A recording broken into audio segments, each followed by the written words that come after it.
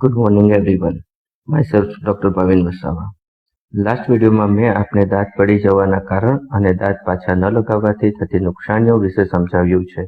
જો આપે આ વિડીયો ના જોયો હોય તો આપણા ડિસ્ક્રિપ્શનમાં આપેલી લિંક ઉપર જઈને તમે આ વિડીયો જોઈ શકો છો. હવે આપણે આજના ટોપિક પર જઈએ. આપના ડેન્ટિસ્ટ આપના પડી ગયેલા કે પડાવી નાખેલા દાંત કઈ રીતે બેસાડીએ છીએ તે આપણે સમજીએ.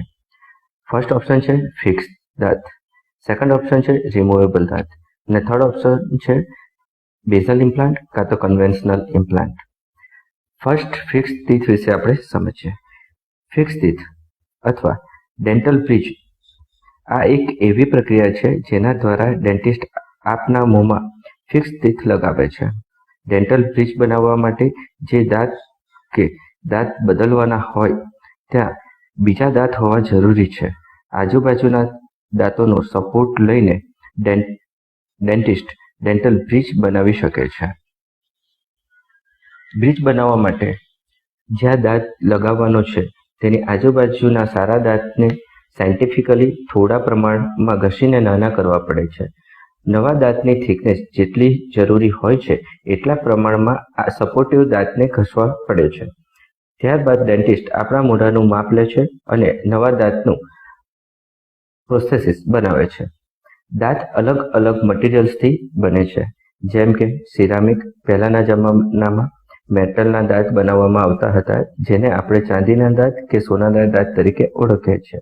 અત્યારે મેટલ ફ્રી મટીરિયલ્સ આવી ગયા છે, જેમ કે ઝિર્કોનિયા એટસેટ્રા, જે લાંબો સમય ટકે છે અને ઘણું સુંદર હોય છે. ક્રાઉન શું છે? ક્રાઉન એ સિંગલ દાંત છે જે રૂટ કેનાલ ટ્રીટમેન્ટ પછી લગાવવામાં આવે છે અને સિરીઝ ઓફ ડેન્ટલ ક્રાઉન હોય છે જેને ડેન્ટલ બ્રિજ કહેવામાં આવે છે, કારણ કે સપોર્ટ માટે આજુબાજુ દાંત પર કવર આવે છે, ખાલી સ્થાન પર કોન્ટેક આવે છે. સેકન્ડ ઓપ્શન છે રિમૂવેબલ ટીથ, કાઢી પહેરી શકાય તેવા દાંત.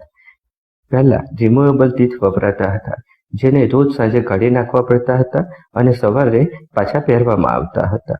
હવે એ કોન્સેપ્ટ ધીમે ધીમે બંધ થઈ રહ્યો છે, કારણ કે હવે બધા વધારે સારો અને પરમેનન્ટ સોલ્યુશન પ્રિફર કરે છે. થર્ડ ઓપ્શન છે ડેન્ટલ ઇમ્પ્લાન્ટ્સ. ડેન્ટલ ઇમ્પ્લાન્ટ્સ વિશે મેં એક અલગથી વિડીયો બનાવેલો છે જે જરૂરથી જોજો, જેની લિંક મેં ડિસ્ક્રિપ્શનમાં મૂકેલ છે.